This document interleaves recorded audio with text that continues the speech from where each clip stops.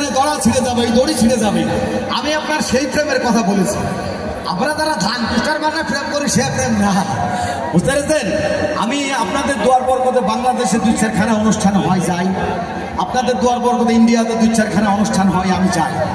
তা আমি এই বাংলার ওই বাংলার মধ্যে কোনো পার্থক্য দেখি নাই। কালচার একই, গান বাজনা হয়, ওয়াজ মাহফিল হয়। তো যাই হোক, আমাদের বাংলাদেশে দেখবেন যদি কখনো কোথাও বলা ভুল, কোথাও যদি আপনার মাহফিল হয়, দেখবেন আমাদের হুজুর ভাইরা আমাদের মহানবী সাল্লাল্লাহু আলাইহি সাল্লামের জীবন শুরু থেকে শেষ পর্যন্ত সুরে সুরে বলেন। এই সুর শুনে, এই কথা শুনে অনেক মুসলমান মা বাবা নামাজে ধাপিত হয়, মানেই মুসলমানের পাল্লা ভারী হয়। তো যাই হোক, একটা জায়গায় মাহফিল হচ্ছে, বিভিন্ন বক্তা বিভিন্নভাবে বক্তব্য দিয়ে গেলেন। প্রধান বক্তা ও সবসময় শেষেই আসেন।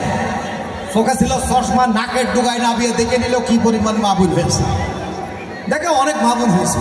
উনি মাহমুদের উদ্দেশ্য করে বললেন, এই আমার মা বোনেরা, তোমরা সবাই পর্দার ভিতরে থাকো বাবা, পর্দার বাইরে যাইও না। পর্দার বাইরে গেলে ওই মরণের পরে জুলুমতের কুড়া দিয়ে এমন ছাড়া ছাড়বে গো বাবা, তখন বাঁচতে পারবা না গো, পারবা না। ইয়ং বয়সের এক ছেলে এসে কথা, হুজুর আমার একটু দোয়া করে দেন দিন, আল্লাহ যাতে পুত্র সন্তান দান করে। তখন হুজুর মাথায় হাত বলে দোয়া করলেন, ঠিক আছে বাবা, আমি তোমার জন্য প্রাণ ভরে দোয়া করি, আল্লাহ তোমার পুত্র সন্তান দান করবে। চলে যাও, চলে যাও। বাড়ি চলে গেছে। 13-14 মাস হয়ে গেছে, ওই লোকের সওয়াল হয়নি।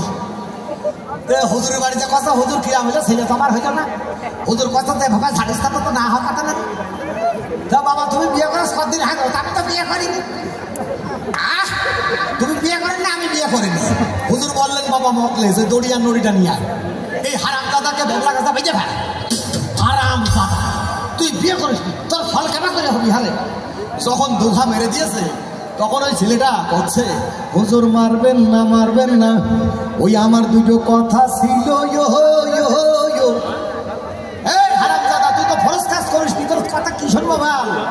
ওই আপনার ছেলে মেয়ে যখন গেলেন বা রাস্তা দিয়ে হেঁটে যায়, তখন লোকে জিজ্ঞাসা করে, গো বাবা মনি তোমার আব্বার নাম কি? কেউ তো বলে না মনি তোর মার নাম কি। তাইলে তো বোধহয় আমি মার পেটে হইনি, হয়েছি বাবার পেটে।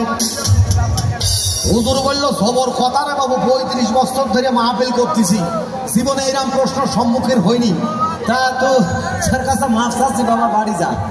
কথা, হুজুর বাড়ি গেলে হস্তান আমার প্রশ্নের উত্তর চাই। এখন কথা ছিল এইরকম, আমার মা বোনকে ছোট করার কোনো সুযোগ নেই। কথা যদি এইরকম থাকতো, মার নাম কি, মার নাম কি, মার নাম কি, তা তো না, তাই না?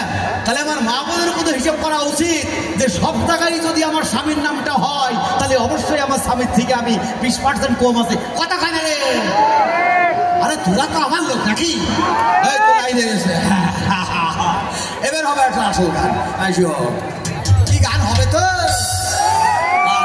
আমি আপনাদের সাথে